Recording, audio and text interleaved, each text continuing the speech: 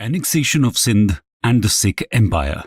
1820s आते आते British east India company लगभग पूरी इंडियन टेरिटरी पर अपना डायरेक्ट या इनडायरेक्ट कंट्रोल एस्टैब्लिश कर चुकी थी। लेकिन इंडिया का नॉर्थ वेस्टर्न एरिया यानी कि सिंध प्रांत और सिख एम्पायर अभी भी उसके कंट्रोल से बाहर था। आज हम इन्हीं दोनों एरियाज के बारे में बात करने वाले हैं। हम जानेंगे कि इनके साथ कंपनी के रिलेशंस कैसे थे, कंपनी के लिए इन एरियाज की क्या इंपॉर्टेंस थी और इवेंचुअली कंपनी इन्हें कब और कैसे एनेक्स कर लेती है। तो आइए शुरू करते हैं। सबसे पहले बात करते हैं सिंध की। Annexation of Sindh. बैकग्राउंड। दोस्तों, सिंध इंडस यानी कि सिंधु रिवर के किनारे पर बसा हुआ है। 18th सेंचुरी से ही सिंध को कुछ बलूची चीफ्स कलेक्टिवली रूल कर रहे थे, जिन्हें अमीर्स कहा जाता था। ईस्ट इंडिया कंपनी ने यहां अपनी पहली फैक्ट्री 1775 में थट्टा नाम की जगह पर इस्टेब्लिश की थी। लेकिन 1792 में पॉलिटिकल अनरेस्ट और फिस्कल प्रॉब्लम्स की वजह से उन्होंने इस फैक्ट्री को छोड़ दिया था। इसके बाद 1809 में लॉर्ड मिंटो वन ने सिंध के अमीर्स के साथ treaty of eternal friendship sign की थी। इस ट्रीटी के अनुसार सिंध के अमीर्स प्रॉमिस करते हैं कि वो सिंध में फ्रेंच को सेटल नहीं होने देंगे। 1820 में एक बार फिर से इस ट्रीटी को रिन्यू किया जाता है। इस बार अमेरिकन को भी सिंध से बाहर रखने का प्रोविजन ट्रीटी में ऐड कर दिया जाता है। कुछ समय बाद ही कंपनी का ध्यान इंडस रिवर की कमर्शियल और नेविगेशनल वैल्यू की तरफ आकर्षित होता है। 1832 में विलियम बेंटिंग अमीर्स के साथ एक नई कमर्शियल ट्रीटी साइन करने के लिए कर्नल पॉटिंगर को सिंध भेजते हैं। साथ ही लेफ्टिनेंट डेल हॉस्ट को लोअर इंडस के कोर्स का सर्वे करने के लिए भेज दिया जाता है। पॉटिंगर सिंध के अमीर्स के साथ फॉलोइंग टर्म्स पर ट्रीटी साइन करते हैं। पहला पॉइंट था कि इंग्लिश ट्रैवलर्स और मर्चेंट्स को सिंध से फ्री पैसेज दिया जाएगा और रिवर इंडस को कमर्शियल पर्पस के लिए यूज करने दिया जाएगा, लेकिन वॉर्स के लिए कोई भी शिप या गुड्स इंडस के थ्रू नहीं लाए जाएंगे। दूसरा पॉइंट था कि सिंध में कोई भी इंग्लिश मर्चेंट सेटल नहीं होगा और ट्रैवलर्स को पासपोर्ट रखना होगा। तीसरा कि टैरिफ रेट्स अनाउंस किए जाएंगे और कोई भी मिलिट्री ड्यूज या टोल्स की डिमांड नहीं रखी जाएगी। इसके साथ ही फ्रेंडशिप की पुरानी ट्रीटीज को भी कंफर्म किया गया और प्रॉमिस किया गया कि दोनों पार्टीज एक दूसरे के एरियाज को एनेक्स करने की कोशिश नहीं करेंगे। और आखिर में कर्नल पॉटिंगर कंपनी के पॉलिटिकल एजेंट की तरह सिंध में रहेंगे। इसके बाद 1839 में सिंध के अमीर्स को एक बार फिर से फोर्स करके उनके साथ सब्सिडियरी अलायंस की ट्रीटी साइन की जाती है। यहां भी ब्रिटिशर्स ये प्रॉमिस करते हैं कि सिंध को कभी एनेक्स नहीं करेंगे। दोस्तों, 1832 और फिर 1839 की ट्रीटी में तो प्रॉमिस किया गया था कि सिंध का कभी एनेक्सेशन नहीं होगा। फिर ऐसा क्या हुआ कि 1843 में ब्रिटिशर्स सिंध को एनेक्स कर लेते हैं? आइए जानते हैं। Story of annexation. दोस्तों, सिंध का एनेक्सेशन करने के पीछे स्ट्रेटेजिक और कमर्शियल दोनों ही रीजंस थे।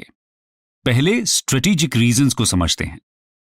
1839 से 1842 तक एंग्लो अफगान वॉर हुआ था, जिसमें ब्रिटिशर्स की बुरी तरह हार हो जाती है। इस हार से ब्रिटिश प्रेस्टीज को बहुत बड़ा झटका लगता है। अपनी खोई हुई प्रेस्टीज को वापस पाने के लिए कंपनी को जरूरत थी एक जीत की, और जीतने के लिए पंजाब और सिंध ही बचे हुए थे। लेकिन पंजाब में राजा रणजीत सिंह जैसे स्ट्रांग रूलर का रूल था। कंपनी उनके अगेंस्ट रिस्क नहीं लेना चाहती थी, इसलिए वो अपना निशाना बनाते हैं पहले से ही कमजोर सिंध को। यह तो हुआ पहला स्ट्रेटेजिक रीजन। एक और स्ट्रेटेजिक कारण था सिंध के एनेक्सेशन का, जिसे अक्सर रूसोफोबिया कहा जाता है, और वो था रशिया के इन्वेजन का डर। ब्रिटिशर्स को लगता था कि रशिया इंडिया में उनके एम्पायर पर अटैक कर सकता है, और इसी अटैक को प्रिवेंट करने के लिए वो अपने इंडियन एम्पायर का नॉर्थ वेस्टर्न बॉर्डर स्ट्रांग करना चाहते थे। इसके साथ ही ब्रिटिशर्स को यह भी डर था कि पंजाब के राजा रणजीत सिंह सिंध को जीत सकते हैं, और ये वो कभी नहीं चाहते थे। इसलिए कंपनी डिसाइड करती है कि सिंध उनके डायरेक्ट कंट्रोल में होना चाहिए। स्ट्रेटेजिक रीजंस के अलावा सिंध को एनेक्स करने के कमर्शियल रीजंस भी थे। सिंध पर कंट्रोल होने से इंडस रिवर के थ्रू होने वाले ट्रेड को कंट्रोल किया जा सकता था, जिससे कंपनी नॉर्थ वेस्ट इंडिया और पंजाब के साथ इजीली ट्रेड कर सकती थी। इन्हीं सभी रीजंस की वजह से ब्रिटिशर्स ने सिंध को एनेक्स करने का डिसीजन लिया। कंपनी सिंध के अमीर्स पर यह आरोप लगाती है कि उन्होंने एंग्लो अफगान वॉर के समय ब्रिटिशर्स की हेल्प नहीं की और इसका सेटलमेंट ब्रिटिश रेजिडेंट पर छोड़ने की जगह governor general lord Ellenborough sir Charles Napier को कंप्लीट पॉलिटिकल और मिलिट्री अथॉरिटी के साथ सिंध भेज देते हैं। सिंध पहुंचने के बाद चार्ल्स नेपियर अमीर्स को एक बहुत ही हार्श ट्रीटी साइन करने के लिए फोर्स करते हैं और ज्यादा प्रोवोक करने के लिए वो डेजर्ट फोर्ट इमामगढ़ को सीज करके डिस्ट्रॉय कर देते हैं। इसके बाद बलूची सोल्जर्स रिवोल्ट कर देते हैं और ओपन वॉर शुरू हो जाता है। 1843 में बैटल ऑफ मियानी में सर चार्ल्स नेपियर की फोर्सेस आमीर्स की आर्मी को हरा देती हैं और सिंध का एनेक्सेशन कंप्लीट हो जाता है। इस एनेक्सेशन से एंग्लो इंडियन एम्पायर को वेस्ट की तरफ एक शॉर्टर और सेफर फ्रंटियर मिल जाता है। इसके साथ ही इंडस रिवर की कमांड भी उनके हाथों में आ जाती है, जिससे ब्रिटिशर्स के लिए सेंट्रल एशिया तक एक डायरेक्ट कमर्शियल वे ओपन हो जाता है। दोस्तों, हालांकि सिंध को कॉन्कर करने के ये सब फायदे तो हुए, लेकिन कॉन्कर करने वाले चार्ल्स नेपियर इस एनेक्सेशन की राइचियसनेस को लेकर कन्विंस नहीं थे। अपनी डायरी में उन्होंने लिखा था, we have no right to seize Sindh, yet we shall do so, and a very advantageous, useful, inhuman piece of rascality it will be. दोस्तों, सिंध के एनेक्सेशन के बाद अब सिर्फ पंजाब ही ऐसा रीजन था जहां कंपनी का कंट्रोल एस्टैब्लिश नहीं हुआ था। तो आइए अब पंजाब की स्टोरी को समझते हैं।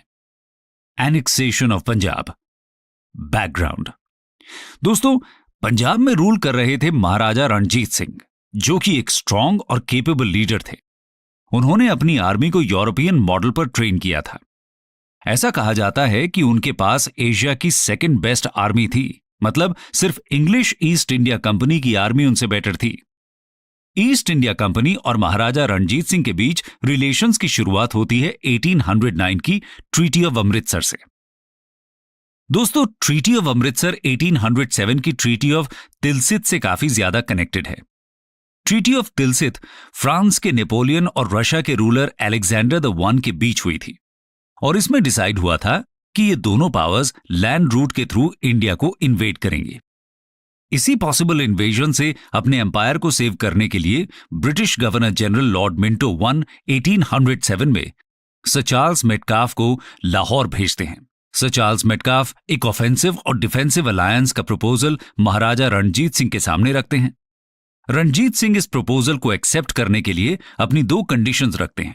पहली, कि सिख अफगान वॉर के केस में इंग्लिश न्यूट्रल रहेंगे, और दूसरी कंडीशन थी कि ब्रिटिशर्स रणजीत सिंह को entire Punjab including Malwa territories का सॉवरेन एक्सेप्ट कर लेंगे। मालवा टेरिटरीज का यहां मतलब है मॉडर्न सदर्न पंजाब और हरियाणा का रीजन, जिसे सिस सतलज रीजन भी कहा जाता था।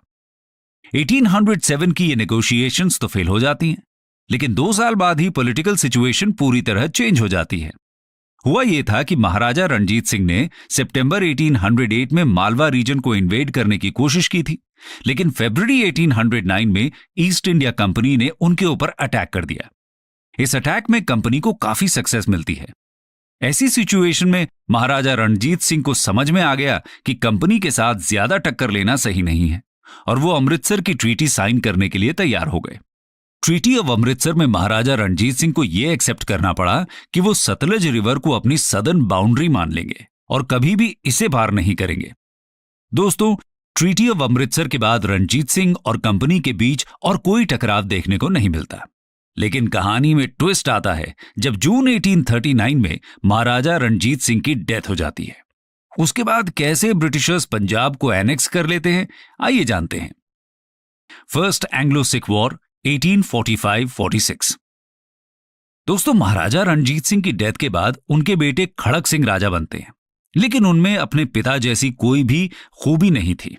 वो नशे के आदी थे और हर वक्त शराब और अफीम के नशे में धुत रहते थे, और जब वो ज्यादातर बीमार रहने लगे तो कुछ महीनों बाद ही उनके बेटे नवनिहाल सिंह को राजा बना दिया गया।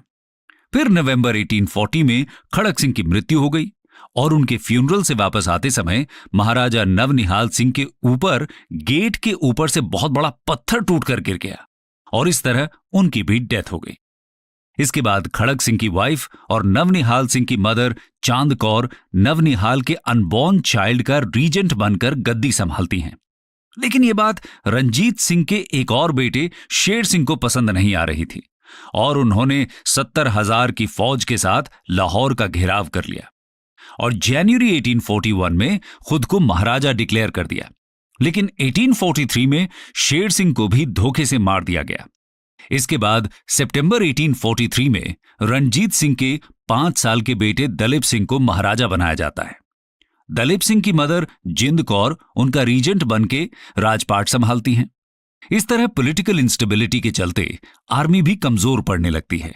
सोल्जर्स को समय से वेतन नहीं मिल पा रहा था और आर्मी में इनडिसिप्लिन बढ़ता जा रहा था। दोस्तों, पंजाब की सिचुएशन पर कंपनी अपनी नजर बनाए हुए थी। उन्हें समझ आ गया था कि पंजाब किंगडम अब पहले की तरह स्ट्रांग नहीं है। इसके साथ ही ब्रिटिशर्स ने 1843 में सिंध को तो एनेक्स कर ही लिया था, तो अब बस पंजाब ही उनके कंट्रोल से बाहर था। सिंध के एनेक्सेशन के बाद पंजाब को भी डर था कि कहीं कंपनी उनके ऊपर अटैक ना कर दे। सिचुएशन और ज्यादा टेंस होने लगती है जब 1845 में governor general lord Hardinge Sutlej river पर हजारों की संख्या में अपनी ट्रूप्स भेजने लगते हैं। ऐसे में सिख आर्मी को समझ नहीं आ रहा था कि ब्रिटिश कंपनी लाहौर पर अटैक करने वाली है या उनका कुछ और प्लान है। कंफ्यूजन की सिचुएशन में सिख आर्मी के कुछ दस्तों ने यानी बटालियन ने 11 दिसंबर 1845 में सतलज रिवर को क्रॉस कर दिया, क्योंकि सिख आर्मी का मानना था कि अगर ईस्ट इंडिया कंपनी को वॉर चाहिए तो वो उनके ही एरिया में होगी, ना कि पंजाब में। इसलिए वो सतलज को क्रॉस करके बहादुरी से अपने दुश्मन का सामना करने पहुंच जाते हैं। ब्रिटिश ईस्ट इंडिया कंपनी के हिसाब से सतलज रिवर को क्रॉस करना मतलब ट्रीटी ऑफ अमृतसर का वायलेशन करना था। इसी को कारण बनाकर दिसंबर 1845 में ब्रिटिश ईस्ट इंडिया कंपनी ने पंजाब किंगडम पर अटैक कर दिया। सिख आर्मी को लीड कर रहे थे उनके जनरल तेजा सिंह और लाल सिंह। पहली बात तो ये दोनों ही लीडर्स केपेबल नहीं थे और दूसरी बात ये कि कंपनी से भी मिले हुए थे। तो ऐसी सिचुएशन में जब फर्स्ट एंग्लो सिख वॉर हुआ तो सिख आर्मी को हर जगह हार का सामना करना पड़ा। ये वॉर दिसंबर 1845 में शुरू होकर मार्च 1846 में ट्रीटी ऑफ लाहौर के साथ खत्म होती है। ट्रीटी ऑफ लाहौर में ब्रिटिश कहते हैं कि वो दलीप सिंह को पंजाब किंगडम का रूलर और रानी जिंदल को उनका रीजेंट एक्सेप्ट करते हैं। इसके साथ ही लाल सिंह को वजीर मानने के लिए भी तैयार हैं। लेकिन अब पंजाब की आर्मी को सिर्फ 20,000 इन्फेंट्री और 12,000 कैवलरी तक सीमित कर दिया जाता है। सिख आर्मी का रीऑर्गेनाइजेशन होने तक महाराजा और लाहौर के लोगों की सुरक्षा के लिए एक ब्रिटिश फोर्स को लाहौर में तैनात कर दिया जाता है। इस फोर्स को 1846 के एंड तक लाहौर में रहना था। इसके साथ ही सर हेनरी लॉरेंस को लाहौर में ब्रिटिश रेजिडेंट बना दिया जाता है। कंपनी लाहौर किंगडम से 1 करोड़ रुपए से ज्यादा की वॉर इंडेमनिटी की मांग भी करती है। लाहौर किंगडम के पास इतना पैसा नहीं था, इसलिए कंपनी लाहौर किंगडम के पार्ट जम्मू एंड कश्मीर को गुलाब सिंह को बेच देती है। गुलाब सिंह इसके बदले में कंपनी को 75 लाख रुपए देते हैं। इसके साथ ही ब्यास और सतलज के बीच का एरिया जलंधर दोआब को भी ब्रिटिश एनेक्स कर लेते हैं। तो दोस्तों, ये थी 1846 की ट्रीटी ऑफ लाहौर। इस ह्यूमिलिएटिंग ट्रीटी से सिख खुश नहीं थे और वो रिबेलियन कर देते हैं। कंपनी इजीली इस रिबेलियन को क्रश कर देती है और कहती है कि ये रिबेलियन महारानी जिंद के कहने पर हुआ है, इसलिए एक और ट्रीटी साइन की जाती है जिसके अकॉर्डिंग महारानी जिंद को पेंशन देकर बनारस भेज दिया जाता है और ब्रिटिश रेजिडेंट हेनरी लॉरेंस की लीडरशिप में एक रीजेंसी काउंसिल बनाई गई जिसमें 8 सिख सरदार्स को रखा गया। कहा गया कि अब से ये रीजेंसी काउंसिल महाराजा दलीप सिंह के रीजेंट के रूप में काम करेगी। ये थी ट्रीटी ऑफ भैरोवाल जो हुई थी दिसंबर 1846 में। इस ट्रीटी के हिसाब से जो ब्रिटिश ट्रूप्स 1846 के एंड में लाहौर से विड्रॉ करने वाले थे, उन्हें अब तब तक लाहौर में ही रहना था जब तक कि दलीप सिंह माइनर हैं और इसके बदले में पंजाब को कंपनी को हर साल 22 लाख रुपए भी देने होंगे। दोस्तों, इस ट्रीटी के बाद यह साफ हो गया कि पंजाब की रियल पावर अब ब्रिटिश रेजिडेंट के हाथ में आ चुकी है और पंजाब अब सिर्फ एक वैसल स्टेट बन गया है। यहां से पंजाब की इंटरनल एडमिनिस्ट्रेशन की रिस्पॉन्सिबिलिटी भी ईस्ट इंडिया कंपनी की हो जाती है। लेकिन ब्रिटिशर्स यहां भी नहीं रुकते। सिर्फ 2 साल के बाद ही 1848 में सेकेंड एंग्लो सिख वॉर के थ्रू वो पंजाब को पूरी तरह एनेक्स कर लेते हैं। आइए फिर सेकेंड एंग्लो सिख वॉर को भी समझते हैं। Second Anglo Sikh war 1848-49। दोस्तों, ये तो हमने समझा कि फर्स्ट एंग्लो सिख वॉर के बाद हुई ट्रीटी सिख्स के लिए बहुत ही ह्यूमिलिएटिंग थी और सारी पावर्स अब ब्रिटिश रेजिडेंट हेनरी लॉरेंस के हाथों में आ चुकी थी। ऐसे में 1848 में हेनरी लॉरेंस मुल्तान के गवर्नर दीवान मूलराज से इंक्रीज्ड रेवेन्यू की डिमांड करते हैं, लेकिन मूलराज ने न तो बढ़ा हुआ रेवेन्यू देने की बात मानी और न ही पुराना हिसाब किताब चुकता किया। उन्होंने भी अपनी तरफ से तैयारी कर ली थी कि अगर ब्रिटिश रेजिडेंट कोई जबरदस्ती करने की कोशिश करेंगे तो देख लेंगे।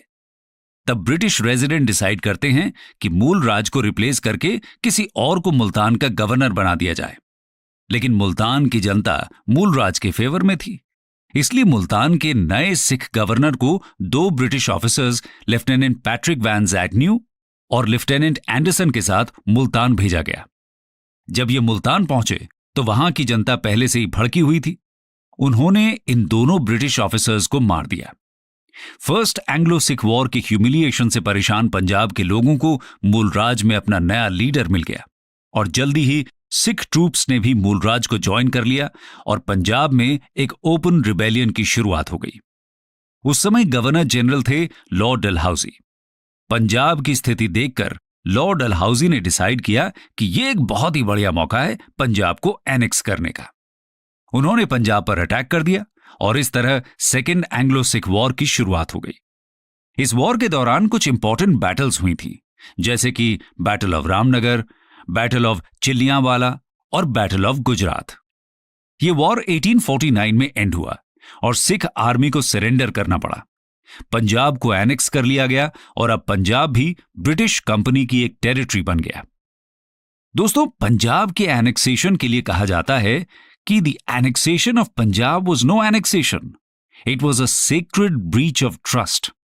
ऐसा इसलिए क्योंकि 1846 की ट्रीटी में भैरोवाल के बाद से ब्रिटिश रेजिडेंट ही सही मायने में पंजाब को रूल कर रहे थे। सभी सिविल और एडमिनिस्ट्रेटिव पावर्स उनके ही हाथों में थी। महाराजा दलीप सिंह तो माइनर थे और उनका सिर्फ नाम ही यूज हो रहा था।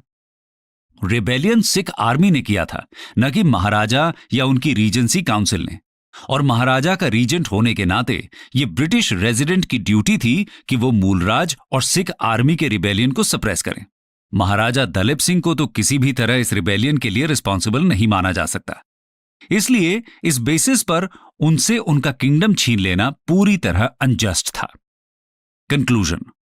तो दोस्तों, हमने देखा कि कैसे ब्रिटिश कंपनी ने अपने फायदे के लिए पहले सिंध और फिर पंजाब दोनों से ही फ्रेंडली रिलेशंस बनाए और इसके बाद जब उन्हें सही मौका मिला तब इस फ्रेंडशिप को भूलकर उन्होंने इन्हें एनेक्स कर लिया। ये ब्रिटिश कंपनी के इंडिया में लास्ट एनेक्सेशंस थे। इसके बाद लगभग पूरी इंडियन टेरिटरी उनके कंट्रोल में आ चुकी थी।